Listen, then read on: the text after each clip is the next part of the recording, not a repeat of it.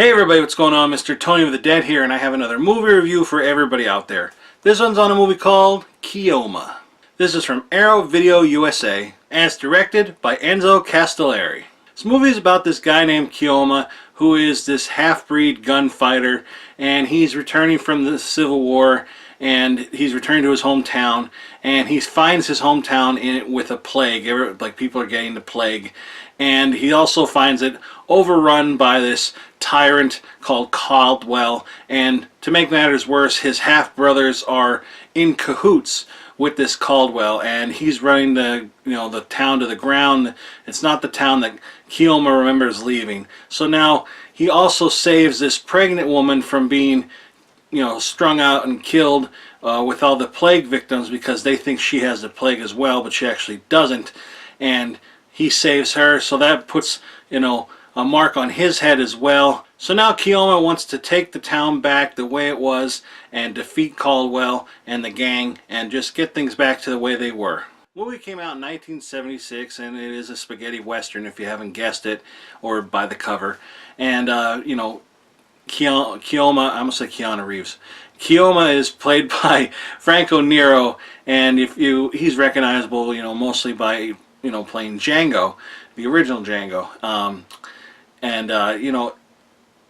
It's a different character than that. In fact, to be honest, the movie wasn't bad. It was okay.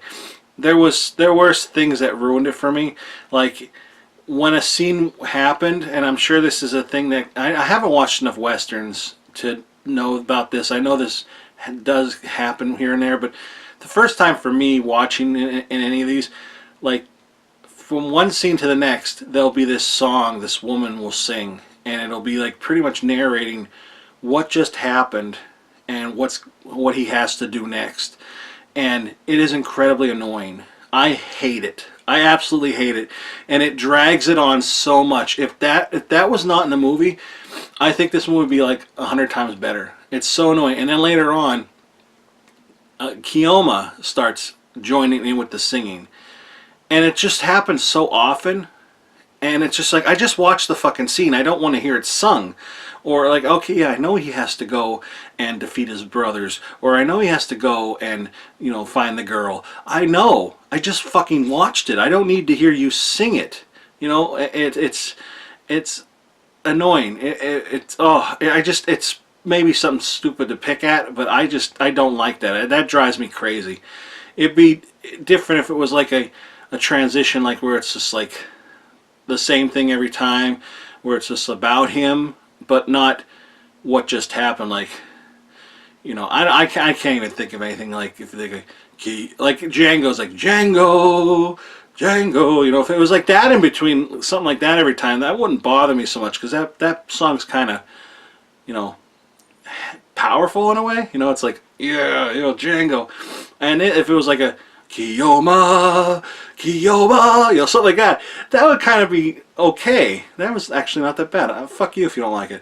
But I thought that was, that would be kind of neat, having like a thing in between, like, splitting the scene up. But this is like a sung thing, and I'm sure it's happened in other spaghetti westerns, or what, I don't like it. I hate it. I hate that so much. And also, the brothers, the father, I don't know, it's weird. The father was part of this, like,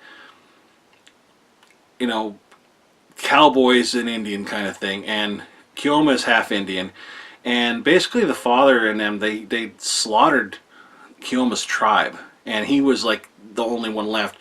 So the father took him in instead of killing him. Everybody else is dead, kids, but they left him, and he decided to take him in and raise him as his own, loving him, showing him more affection than his actual sons, blood-born sons.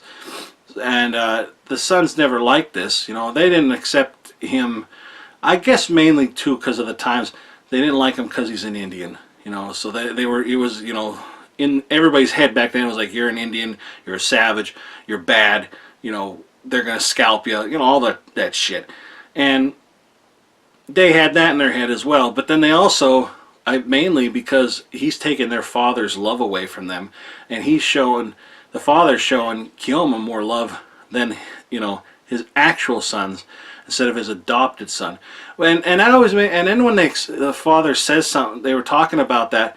The father makes it like we had to slaughter the Indians kind of thing. Like, it makes it like it was no big deal, and it's like, you just started like talking about slaughtering his actual parents and family like it was like no big deal, and it was just like amazing to me. Like, holy crap! Like, and no wonder Keoma's pissed off all the time too.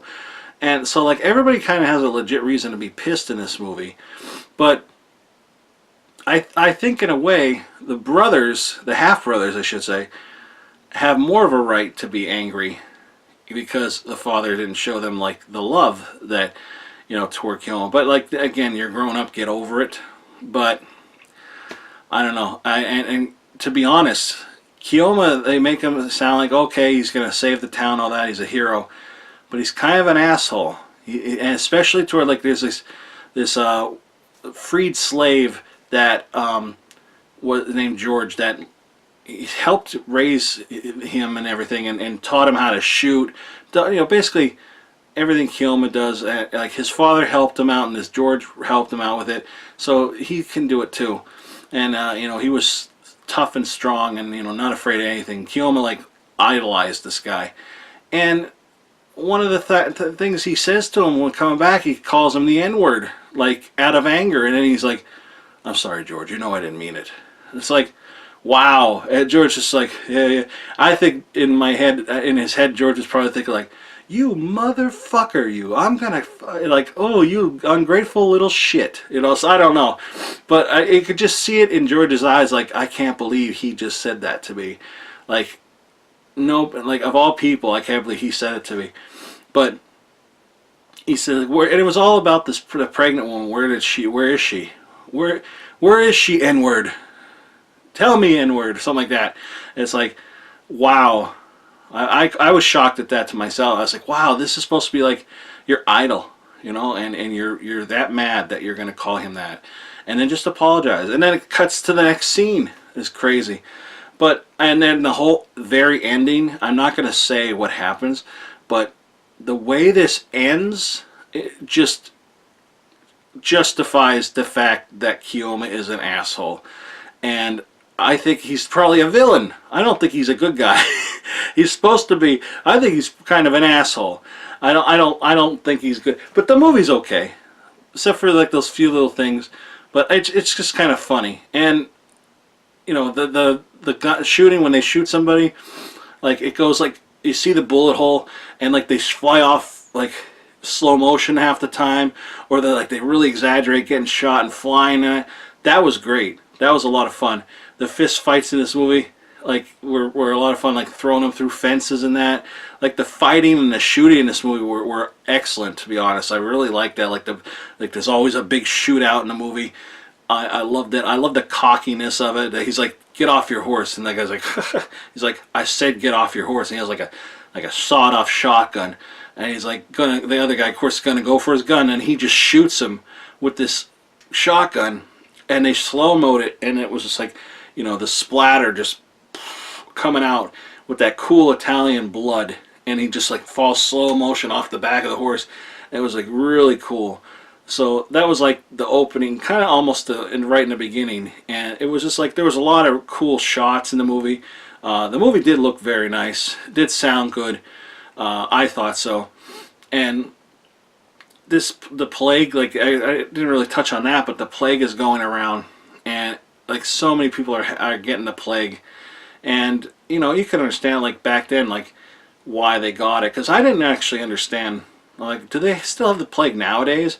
And I guess technically you can get it nowadays, but it's like incredibly rare that, you know, it's pretty much non-existent, but you could get it.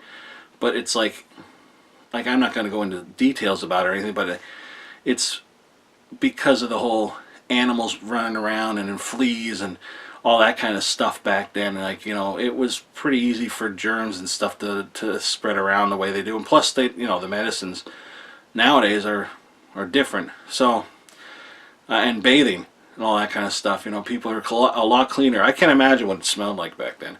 But anyway, yeah. Like I said, the shootouts were really good. fighting, blood, all that, very well, very well. Even the dialogue wasn't bad, you know, and the acting wasn't bad too. In fact, I know the brothers are supposed to be the bad guys, but I kind of liked the brothers. In fact, whenever they were on the scene, I was like, "Ooh, what's going to happen?" Because they're very shisty, you know. Is that the right word?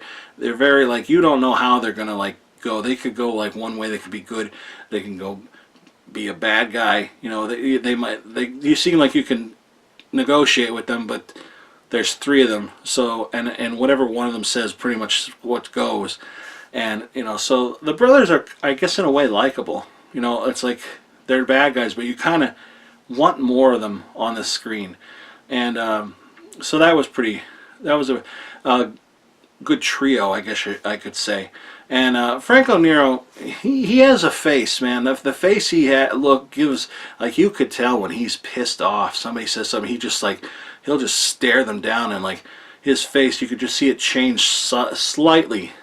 And he went like from like just a normal kind of like to like pissed off, and it's just like he did a great job acting. It's just Keoma's an asshole. All right, now let's see what's inside here. All right, here you have the newly commissioned artwork from Sean Phillips, and I do like this artwork. I'll be honest. I think that's pretty cool. I do like it, and the font's not too bad. This is like the older artwork, and I like that as well. I think either one is probably, you know, worth having on there. Honestly, I'm not sure which one I would want to have more. I think probably this one, to be honest, but I think this one's just as good. And this font is pretty good, but it reminds me of the Canine movie with Jim Belushi, the one who's alive. It reminds me of that movie, Canine. It reminds me of that font. It's Jim Belushi, right?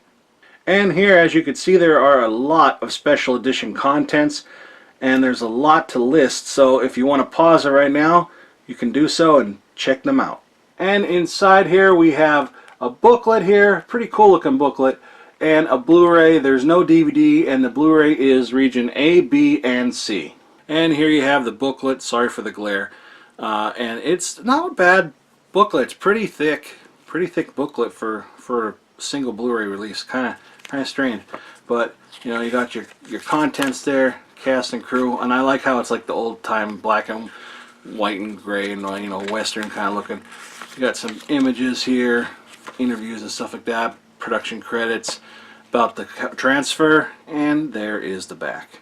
I'd like to point this out as well. I don't usually show this in the videos, but I'm going to show this.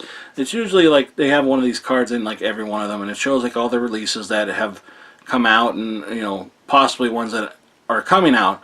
But this got me excited on the back. I'm not going to go into it too much because, you know, this isn't about this, but this got me incredibly excited. Anybody else?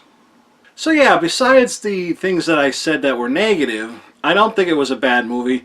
I think it's a decent spaghetti western, worth a watch, entertaining. If not for the shootouts alone, you know, the effects, the blood in that, you know, pretty cool. Story's not too bad, to be honest. It's just that I think, in my opinion, I think he's an asshole, and I don't think he deserves all the glory he gets. And I'm not saying that the bad guys are on the right side either, because they were bad. But especially the ending, I just think, I think people are going to be like, what the fuck? What an asshole. At least that's what I did. But anyway, yeah, so that's my review on Keoma. If you're interested in this movie, I'll put a link below where you can get it. Also a trailer below. But like I say, proceed with caution. There may be spoilers. Also, give this video a thumbs up, hit the subscribe button, and follow me on any one of the social media links in the description box below. Well, that's it, everybody. Thanks for watching. I'll talk to you later. Bye.